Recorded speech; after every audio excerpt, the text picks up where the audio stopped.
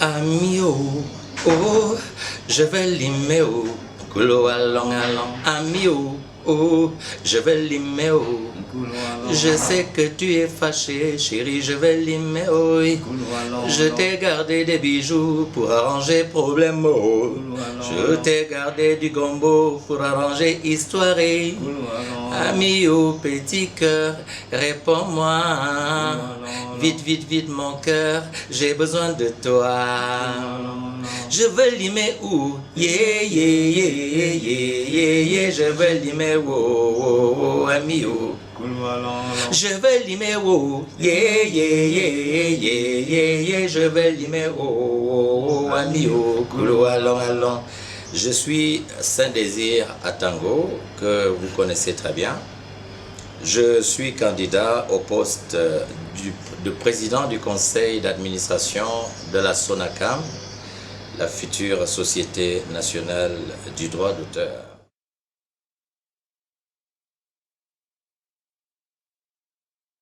Je serre la main, il m'arrive souvent de mettre en application un principe qui est très répandu en ce moment, celui de la liberté. La liberté d'accepter de serrer une main ou de refuser de la serrer. Ce n'est pas parce que je me prends enfin je vais dire que je me donne plus d'importance qu'autre chose. Non, mais vous savez, serrer la main, c'est avoir directement accès à la personne. Et c'est des choses auxquelles je vous conseille, vous qui m'écoutez, de faire attention parce que pour serrer une main, voilà, quand on drague une femme et qu'elle accepte, on dit on va demander sa main. Donc c'est sacré ça. Et nous, on le néglige, on le fait à tort et à travers. Donc je veux attirer l'attention des gens sur ce fait qu'on ne serre pas la main n'importe comment. On peut dire non, je ne veux pas serrer cette main. Et que les personnes qui sont trop orgueilleuses essaient de comprendre au lieu de se faire tout le temps blesser dans son ego parce que quelqu'un a refusé de vous serrer la main. C'est pas vraiment vital, quoi.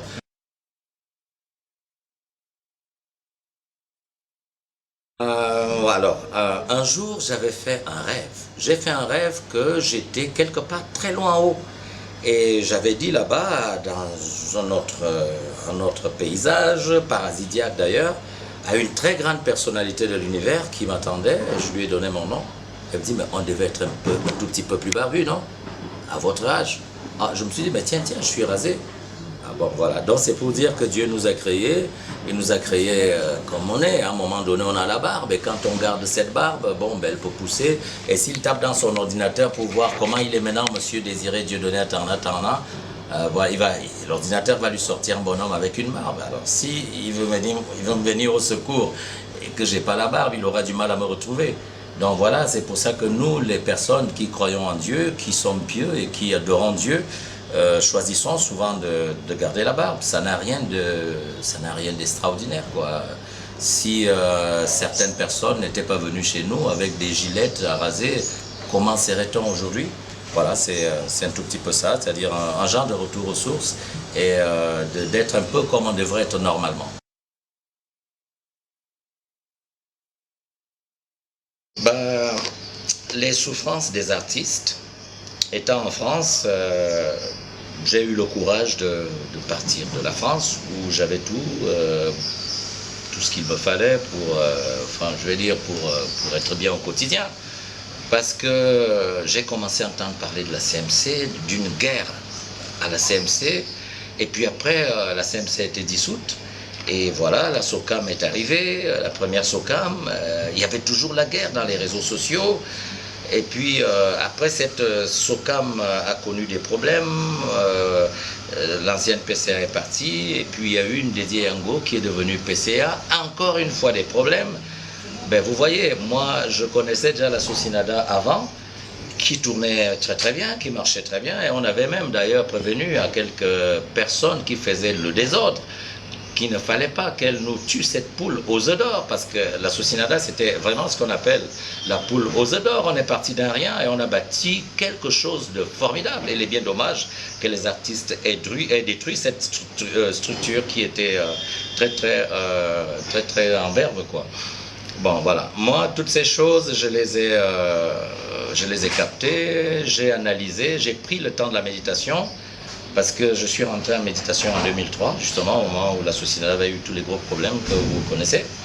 Et bon, ben, je suis sorti de la méditation en 2015, donc vous comprenez, ça fait plusieurs années de méditation. Et j'ai compris ce qui se passe. Ce qui se passe, c'est un peu un malaise au niveau social, quoi, dans notre pays comme ailleurs dans le monde. Et ce malaise se fait déjà ressentir chez des hommes de culture, chez des créateurs. Je dis bien créateurs. Et celui qui nous a fait, c'est le créateur. Et je parle des créateurs, donc c'est des personnes qui sont directement connectées à ce créateur-là, c'est-à-dire c'est des anges qui viennent pour animer la société, pour égayer la société et pour apporter quelque chose au peuple. Donc ces hommes-là qui se déchirent, mais c'est un signal très grave que des hommes de culture se déchirent, que des personnes qui sont faites pour animer le peuple soient elles-mêmes déjà en train de se déchirer. Moi, ce cri d'alarme m'a trouvé là où j'étais, sur le mont des Oliviers, et je suis descendu du mont des Oliviers pour le Cameroun, et dans cette formule magique qui est de parler d'amour, de ressusciter l'amour, parce qu'apparemment l'amour est mort dans les cœurs des gens. J'entre dans un cabaret, je trouve quelqu'un avec qui je n'ai jamais eu un problème. 17 ans en arrière, quand je partais du Cameroun, ben je lui dis bonjour, et il me regarde comme ça. Bonjour, il me regarde comme ça. Je dis, mais qu'est-ce qui se passe intérieurement? Alors qu'hier, cela, moins d'un mois avant cette histoire de CMC SOCAM Fusion, on était très bien, on discutait, on se partageait un verre à boire. Je pense que même quand on est un homme passif, des choses comme ça attirent tout de suite notre attention et nous réveillent en nous donnant, n'est-ce pas, cette conviction que nous avons un rôle à jouer pour rassembler ces frères et sœurs qui sont en train de se déchirer. C'est mon devoir. Je suis venu de la France pour le faire et je pense que rien ni personne m'empêchera de le faire.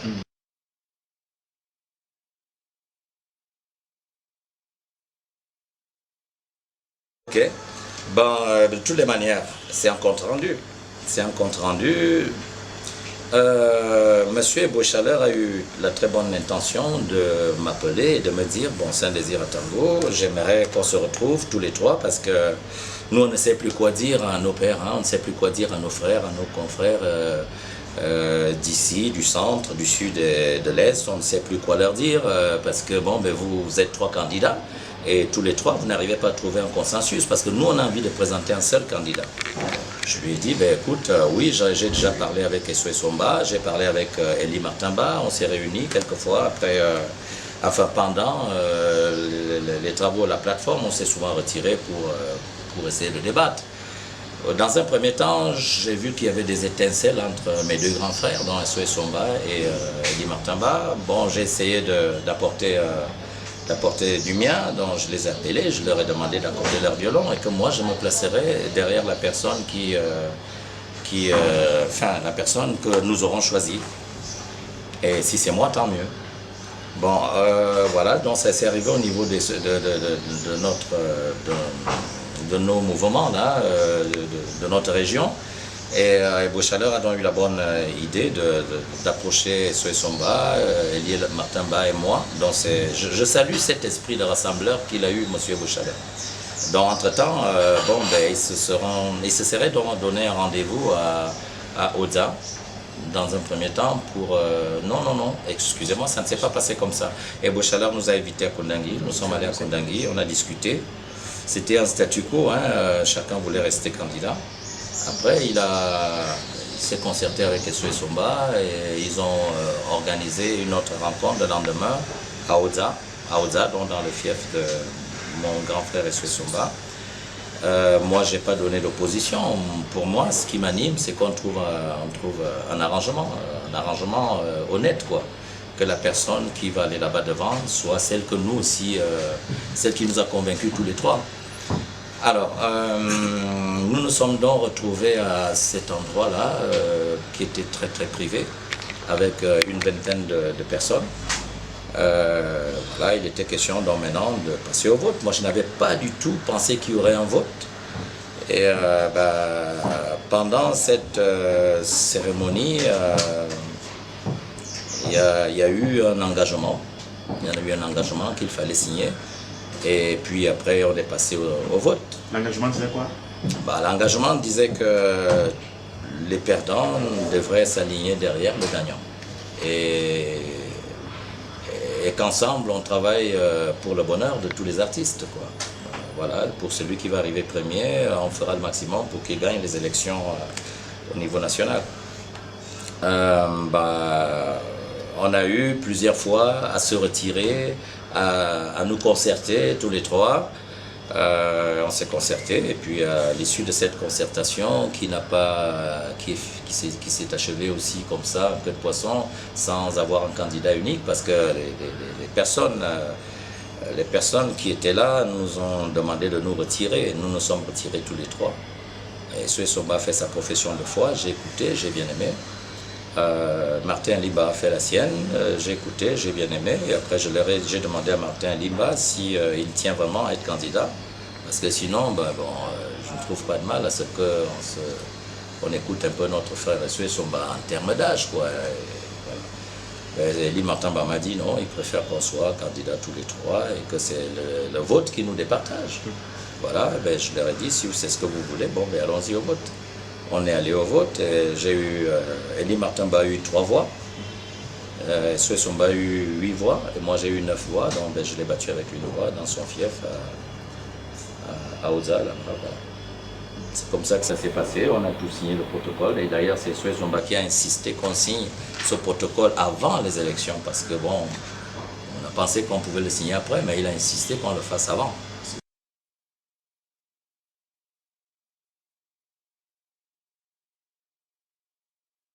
Vous savez, le fair play, c'est une qualité. C'est une qualité, mais tout le monde ne l'a pas. C'est une qualité. Moi, j'ai été honnête avec Suez Somba jusqu'à la fin. Je lui ai dit plusieurs fois, en réunion, avec du monde, que je le laisse avancer, mais pourvu qu'on travaille ensemble, parce que je vais être impliqué dans la gestion du droit d'auteur. Aujourd'hui, c'est un milieu très pourri, c'est un milieu corrompu, donc je ne peux ne pas y être. Il faut que je sois là pour essayer de rappeler mes confrères à l'unité, quoi, et à l'harmonie pour ce travail. Oui, et Suez Somba, apparemment, il n'est pas fair play. Bon, il n'est pas fair play, il n'accepte peut-être pas, mais moi, c'est ce qu'on me dit, ce que lui, il me dit, c'est différent. Et il m'a encore dit l'autre jour que je suis derrière lui, enfin qu'il est derrière moi. Il m'a dit qu'il est derrière moi et qu'on se soutienne, quoi. C'était pas ce que j'ai vu dans son expression sur une toile, quoi. Voilà. Donc, je sais pas quel jeu on jouerait à ce moment-là.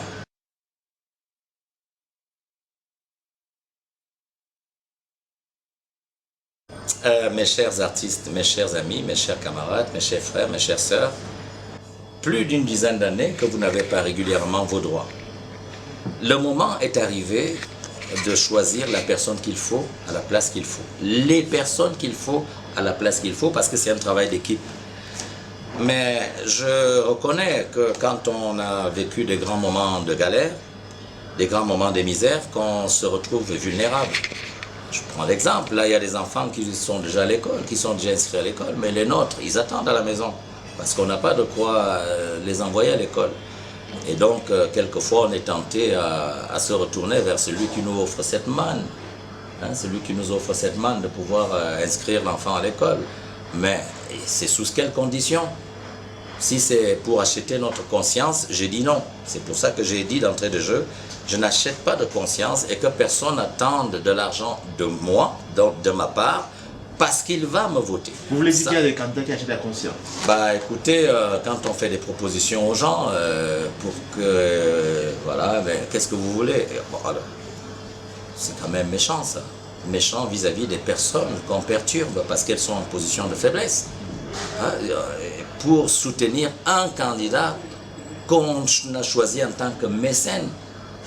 Mais vous savez que quand on dépense autant d'argent, ce n'est jamais sans intérêt. Moi, j'ai dit à ces gens-là qui se portent mécènes, puisque nous avons des besoins, on a demandé aux administrateurs de contribuer.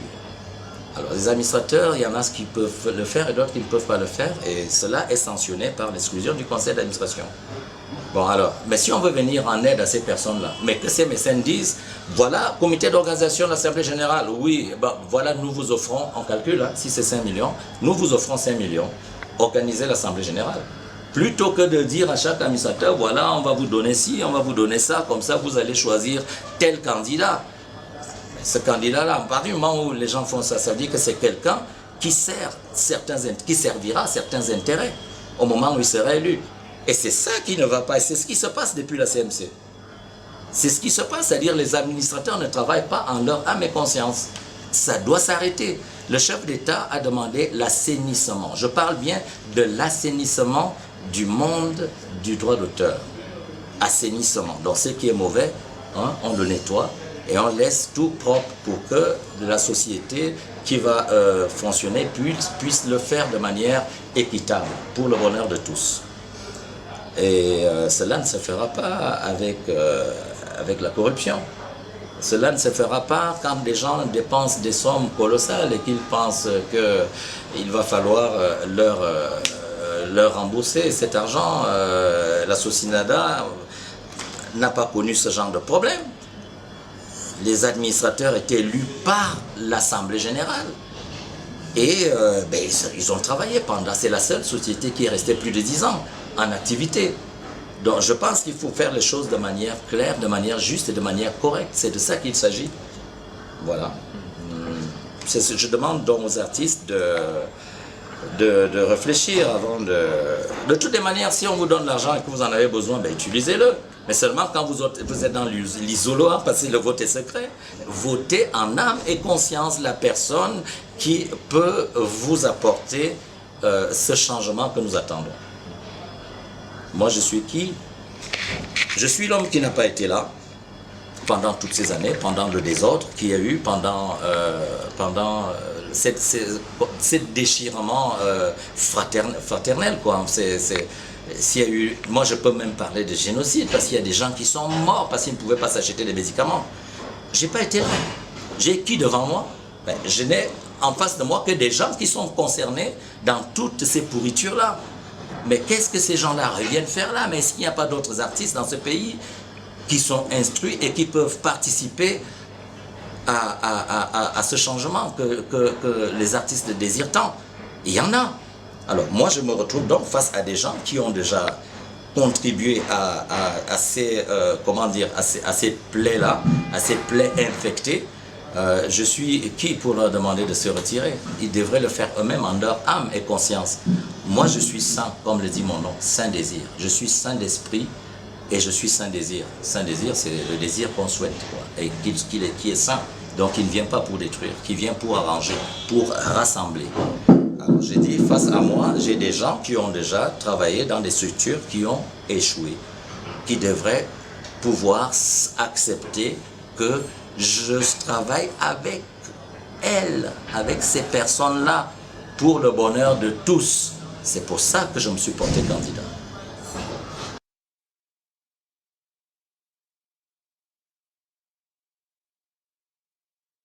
Mes amis, mes frères et mes sœurs, alors que j'étais sous mon arbre en pleine méditation, un oiseau multicolore, aux couleurs d'arc-en-ciel, s'est placé là sur mon épaule. Et il m'a dit de vous écrire cette lettre. Ça dure trop longtemps. Alors, il est temps que ça change. Mon frère, ma sœur, le changement c'est toi.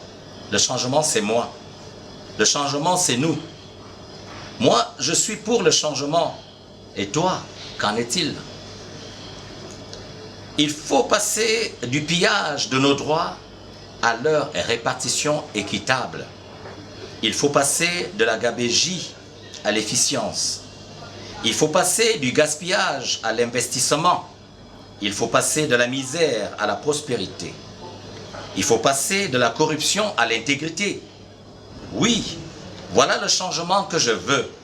Oui, c'est le changement que tu veux, toi aussi. Et ce changement, il passe par ta voix, il passe par ma voix. Je m'appelle Saint Désir Atango, je suis le changement.